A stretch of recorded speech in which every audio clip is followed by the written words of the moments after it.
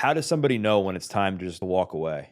It's funny. I think that is the question that I get the most. When is it time to walk away? I think that if you are in a long-term partnership or just a partnership that you care about, that you've invested a lot of your time and energy into, it's meaningful to you.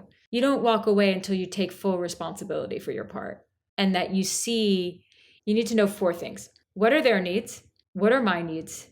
Have I been meeting their needs? And have I been asking for what I need? Those four things. And if any of your answers to those questions is a no, it's not time to leave. You need to figure that out first.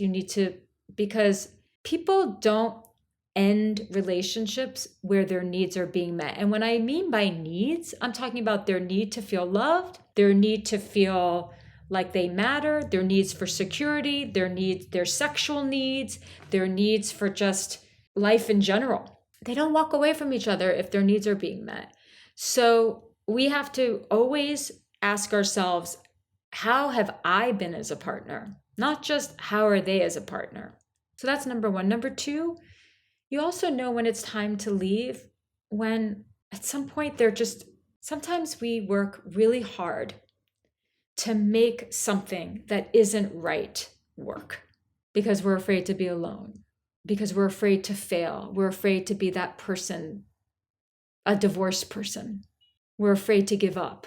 All our identity gets wrapped up sometimes in a relationship. And so if it ends, people will then internalize that and think of themselves as a failure. So they stay in something that's clearly not right because you just want two different things. Your natures are not aligned. What you want out of life, it doesn't align. So sometimes it's time to walk away because as painful as it is, you just know it's not right and that you can't lie to yourself anymore. Obviously, you have to always walk away from someone who mistreats you and abuses you in any way, shape, or form. So that's how you know. Yeah, and it's there's so much nuance to that question too, because if there's kids involved, that changes a lot of things, right? If Of course, money, financial dependence, yeah, all of that. Exactly, so it's easier said than done, and breakups suck. I mean, no matter how you spin it, breakups are very challenging. No matter if you're the one who gets broken up with or you do the breaking up, I mean, just cutting that tie is very, very hard. And that's why a lot of people end up going back into a relationship that didn't serve them because that tie is so hard to cut. So, as far as like dealing with a breakup, let's just say that somebody just went through a breakup and they're trying to figure out what can they do to make the most of it so that it doesn't completely crush them for months and years and so on and so forth. What advice would you have for someone like that? You have to grieve when a relationship ends, particularly if it was one that there was a strong bond and a strong attachment. It's a death. It's the death of a relationship. That person is no longer in your life. It's the death of a dream. So you really do have to give yourself some grace and allow yourself to grieve that person. You might have to go into therapy to help you grieve. And as you grieve, I just did an episode on my podcast on heartbreak and moving on where I go deep into the 5 stages of grieving. But during that process over time, you learn to process and you want to, ultimately what you want to eventually arrive to is an understanding of your part and as well an understanding of their part. Just having some insight into it. Because what people do is that they go back and forth between blaming themselves and blaming the other person.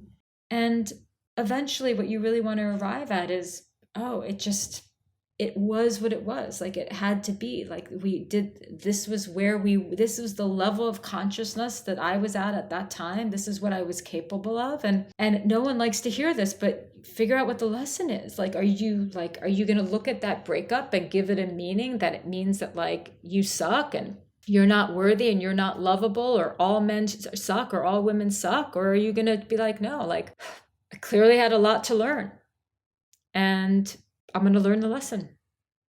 I think having that mentality and that approach is so important with all things that people go through in life, that, quote unquote, this is happening for me mentality. And what can I learn from this? How can I grow from this? Take time to acknowledge and accept the situation as it happens, but also take some time to self-reflect and understand like how that can help you grow as a person. And one of the things that comes to mind is I was having a conversation with somebody a few years ago who had been really hurt in a relationship, and they were afraid to put themselves out there again. One of the things I said was, listen, like it's really painful where you're at right now.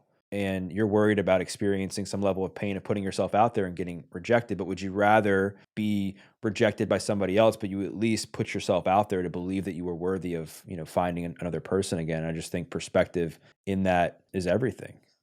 It's everything. It really is. But first, you got to lick your wounds a little bit and feel sad and feel angry and go through all the different emotions, hopefully with help. Because some breakups are so emotionally catastrophic that you really do need help, someone to help you kind of process your grief.